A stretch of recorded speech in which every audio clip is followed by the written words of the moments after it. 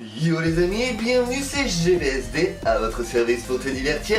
Let's go, c'est parti, on lance l'intro.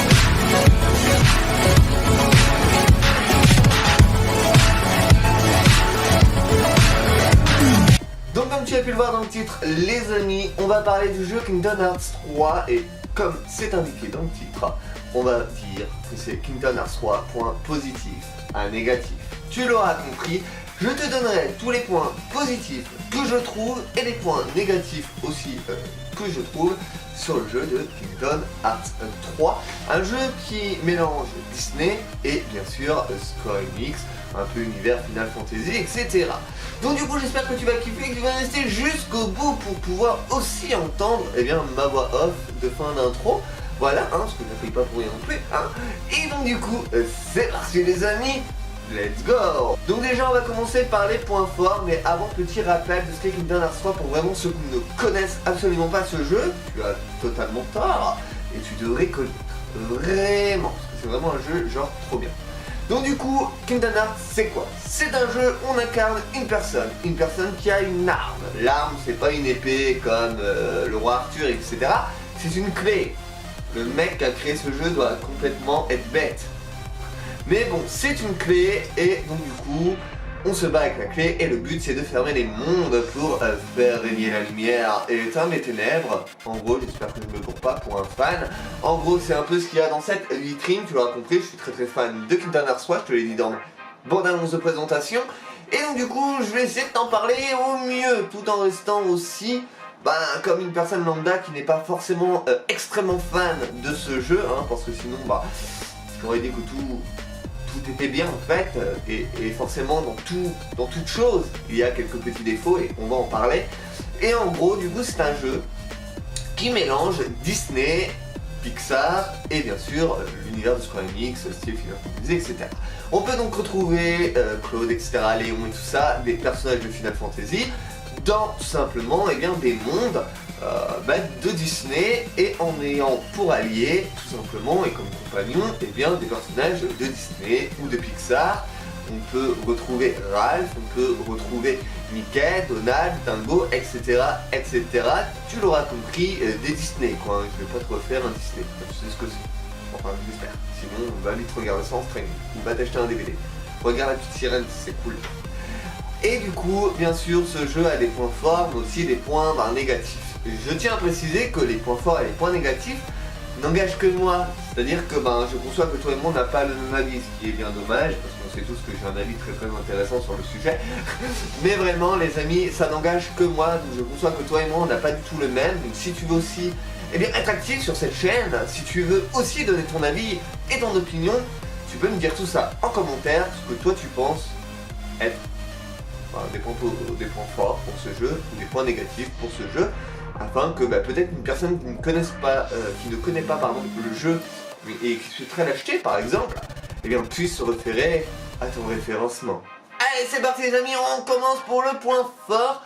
Donc désolé si je regarde un petit peu de temps en temps parce que j'ai tout noté. Oui, parce que si je te fais ça quand même à l'arrache, on risque d'oublier des petits passages, ce serait vraiment dommage.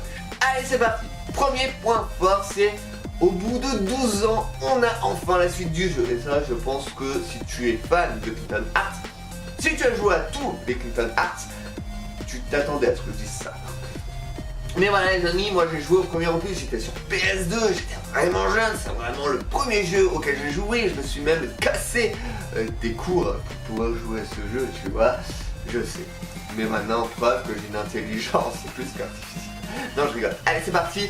Le deuxième point fort, les amis, c'est que j'ai l'impression en fait que ça aura appris en maturité. Enfin, en tout cas, avant, il faisait quand même un peu enfantin, Hormis ses gros pieds géants, je trouve qu'il faisait assez enfantin. J'avais vraiment l'impression d'incarner un enfant. Enfin, c'était un enfant en même temps. Que là, j'ai plus l'impression d'avoir un préado, quelqu'un de plus adulte, et c'est vraiment sympa.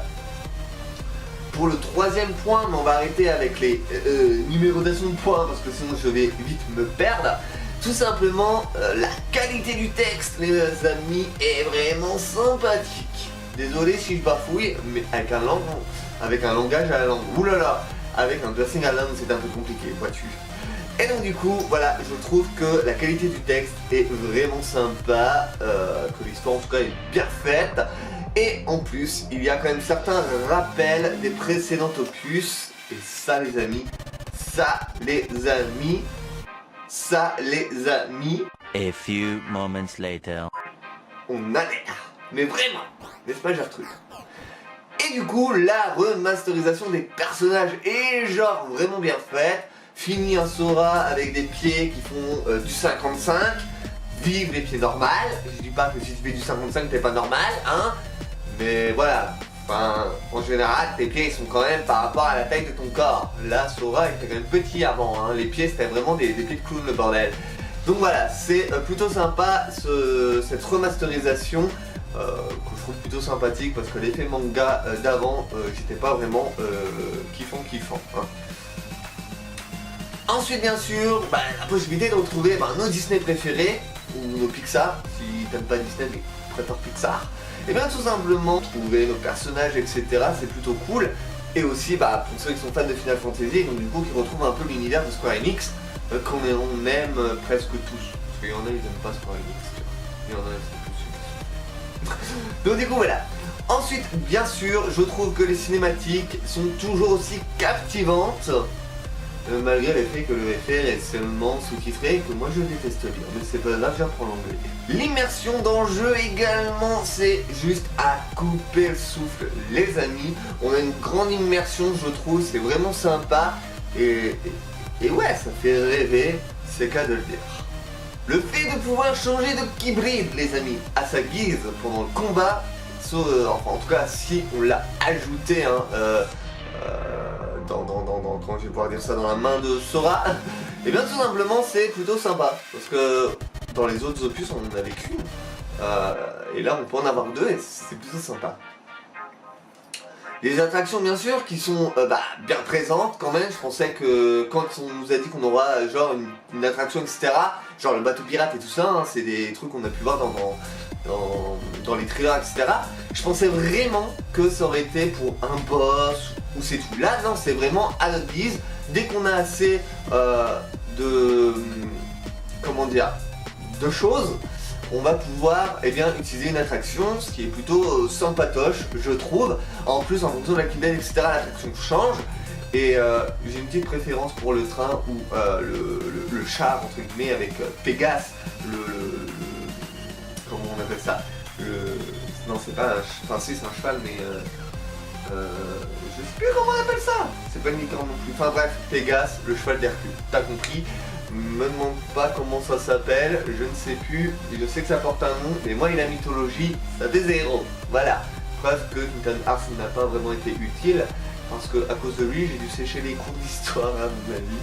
Mais bon voilà, je trouve que c'est vraiment sympa de pouvoir intégrer ça justement, et moi je trouve ça juste magnifique. Également tout simplement de retrouver des mondes qu'on connaît déjà, par exemple le manoir Oblivion où rappelez-vous il fallait traverser la forêt, c'était lorsque le simili, pour ceux qui ont joué à la version 2 ou 2.5 tout simplement de la PS4, et bien tout simplement rappelez-vous dans le manoir Oblivion il fallait traverser une forêt, tu sais ça faisait un espèce de truc rond, on ne pouvait pas se balader dans la forêt. Que là c'est le contraire, du coup on retrouve des mondes qu'on connaît déjà, dans le manoir Oblivion donc forcément sa forêt, mais au lieu que ce soit rond, c'est vraiment une vraie forêt où tu peux te balader, monter sur les arbres, etc. Et du coup c'est plutôt cool parce qu'en plus on s'attend à avoir ça comme en fait le jeu était avant, et il y a des petites choses qui font que voilà, il y a des petites choses d'intégrer, même je te dirai pas quoi, j'ai pas envie de te spoiler, tu l'auras bien compris. Mais j'essaie de te dire au maximum pour te donner envie de l'acheter ou au cas où tu aimerais l'acheter mais que tu ne sais pas si vraiment tu devrais ou si tu ne devrais pas. Voilà, si tu poses cette question, passe plutôt du je devrais. Mais voilà, du coup j'essaye de pas trop te spoiler donc du coup tu peux retrouver des personnages etc. Et c'est plutôt sympa. Et ouais, ça donne un petit côté ambiance rétro, tu vois. Ça donne une petite ambiance nostalgique, etc. Toi, tu dis, ouais, j'étais là, je vais passer dans la forêt là, tu crois t'y connaître. Et à un moment donné, tu dis, ah ben merde, tout a changé en fait. Et ça, c'est plutôt sympa comme renouveau, entre guillemets. J'espère que t'as bien compris ce que je voulais dire, parce que moi, des fois, quand je m'explique, c'est un peu la galère. Également du coup le jeu qui peut être pour les petits et pour les grands, du coup c'est pour tout le monde, même si ça reste un jeu avec des personnages Disney. Et que c'est vrai que à 46 ans si tu joues avec Mickey c'est un peu bizarre. C'est soit que t'as un problème psychologique, soit t'as pas vraiment bien fait ton enfance. Parce que là c'est plutôt cool, tu vois, tu peux faire les deux, tu vois, tu peux avoir 90 ans et jouer avec Mickey, tu vois. C'est un peu pervers de dire tu peux avoir 90 ans et jouer avec Mickey, tu vois. Bref, avis à ceux qui ont l'esprit très pervers. Du coup, ensuite la fluidité qui a été bien améliorée les amis. Et ça c'est plutôt sympa. Eh oui, franchement c'est plutôt cool. Le fait également de retrouver d'anciens sans cœur. Les sans cœur en gros c'est les ennemis. Et aussi de nouveaux sans cœur. Voilà, donc du coup il y a de la nouveauté et c'est plutôt sympa. Parce qu'il faut pas non plus que ce soit un copier-coller des autres opus. La possibilité également de jouer à des mini-jeux qu'on peut retrouver un peu partout dans les coffres, etc. C'est plutôt sympa. Même si j'y joue très rarement, je trouve ça quand même assez sympa. La possibilité également de cuisiner avec Ratatouille et de pouvoir obtenir certains avantages de nos plats. Façon Cooking Mama, tu vois, si tu connais Cooking Mama, jeu de merde où il faut créer de la bouffe seulement et servir ça à tes clients. Bah là c'est un peu préparé, sauf que là ça te ramène de l'expérience, ce qui est plutôt cool. Les clips LED qui se transforment également, c'est vraiment cool. Et la bande son qui est genre vraiment génial. Pour les points négatifs les amis, par contre je suis désolé, j'en ai trouvé que 3. Ah ouais, forcément je suis pas Nobby Gun 1, je vais pas le critiquer non plus, hein, je suis pas teubé. Et donc du coup franchement les amis, j'ai vraiment eu du mal en fait, on va dire, à me mettre dans cette ambiance les points vraiment négatifs. Pourquoi? Parce que je suis très fan de Kingdom Hearts, j'y joue énormément, ça a presque bercé mon enfance. J'en fais même la collection, enfin je veux dire je suis vraiment ultra fan, donc du coup c'est un peu compliqué des fois de trouver des points négatifs à quelque chose que quelque part on admire entre guillemets. Et donc du coup j'ai essayé de me creuser un petit peu la cervelle et j'en ai trouvé 3, ce qui est plutôt pas mal en fonction de mes goûts et de mon opinion hein, bien sûr. Je trouve du coup que la partie du vaisseau Gumi à mon goût, malgré qu'elle a été refaite, que le décor est vraiment bien refait, l'espace et tout est vraiment sympa, je n'adhère pas tant que ça. En fait, moi Navigumi, je déteste tout ce qui est jeu de course, jeu de voiture, jeu d'espace, etc. Et pour moi Navigumi, ça me fait un peu penser à ça. Donc forcément, déjà, rien que dès le premier opus, c'est des choses qui me saoulaient. D'ailleurs, sur mon ancienne chaîne, vous avez donc fait du Kingdom Hearts 1.5 et du coup, je vous avais dit que j'en avais marre d'aller dans le Navigumi. Je vous avais fait le jeu complet en fait et ça m'embêtait. Mais c'est vrai que là, le fait que ça a été refait, etc., beaucoup peut-être plus sympathiquement, moins rétro, il y a un petit côté j'aime bien, mais en même temps c'est pas non plus sur ce quoi je m'arrêterai pendant 1 heure. En gros, avant on pouvait juste aller d'un point A à un point Z, donc d'un monde à un autre monde, en passant dans un espèce de truc interespace, je sais pas si on dit comme ça mais c'est pas grave, et on devait buter des sans cœurs. En gros des vaisseaux sans cœur, des vaisseaux ennemis quoi, tu l'aurais compris. Et là, du coup, on peut faire ce genre de choses, mais sinon, si t'es comme moi et que t'as la flemme et que t'as absolument pas envie de battre un record ou envie de battre et de buter des vaisseaux ennemis, tu peux tracer. Comme ça t'évite de devoir faire ce genre de choses. Voilà. Donc c'est plutôt sympa. C'est un point mi-négatif, mi-positif, soit c'est un entre-deux. En fait, j'aurais dû faire point positif, point entre-deux et point négatif en fait. Et du coup, pour le deuxième point négatif que j'ai trouvé, c'est que peut-être que pour les anciens comme moi, on peut peut-être trouver qu'il y a peut-être un petit peu plus de facilité dans le jeu. Voilà, ce qui est un peu dommage. J'aurais aimé un peu plus de choses dures. Mais c'est pas grave, des fois quand c'est facile au moins, c'est cool. Après, je dis pas qu'il est extrêmement facile. Il y a des petits trucs qui sont un peu plus complexes que d'autres. Mais en soi, c'est vrai que même pour battre les sans cœur, le boss de début, alors je sais plus son nom par contre, mais vous savez le boss de début qu'il y a dans le 1 et dans le 2, espèce de gargouille, je sais pas comment on va appeler ça, bref, j'ai quand même eu plus de facilité à le battre assez rapidement par rapport aux autres. Voilà, après, c'est qu'un avis personnel, bien sûr, je conçois que toi et moi on n'a pas vraiment le même. Et le troisième, c'est qu'il n'y a pas de doublage FR, donc il faut aimer lire ou parler l'anglais. Voilà. Donc voilà les amis, j'espère que ça t'a plu. N'hésite pas à me dire toi aussi tes points positifs, tes points négatifs sur le jeu Kingdom Hearts 3 en commentaire. N'hésite pas à me dire ce que tu penses tout simplement du jeu. Et bien sûr, dans le petit point information juste là, les amis, il y a un sondage, donc n'hésite pas à y répondre. Ça m'aidera à cibler un peu vos demandes et ce que vous aimeriez bien voir sur la chaîne. Si tu choisis par contre du gaming, dis-moi en commentaire quel gaming. Voilà. Et également, comme ça j'aurais peut-être pu à le redire, on va partir sur des découvertes de jeux vidéo, peut-être cet épisode ou juste un seul épisode. Si vous voulez un let's play sur le jeu ou sur un des jeux que je vous proposerai, dans la vidéo correspondante, en commentaire tu me noteras « Je aimerais un let's play de A à Z ». Tu vois, comme ça je sais que le jeu t'intéresse et que tu as envie de le voir complet. Sinon, je pars du principe que ça t'intéresse pas et on passe à la suite. Voilà les amis, j'espère que ça vous a plu. Moi je vous laisse avec tout simplement ma voix off de fin. Ciao ciao, et n'hésite pas à t'abonner, à mettre un petit pouce bleu et à partager si tu le souhaites et mettre un beau petit message en commentaire.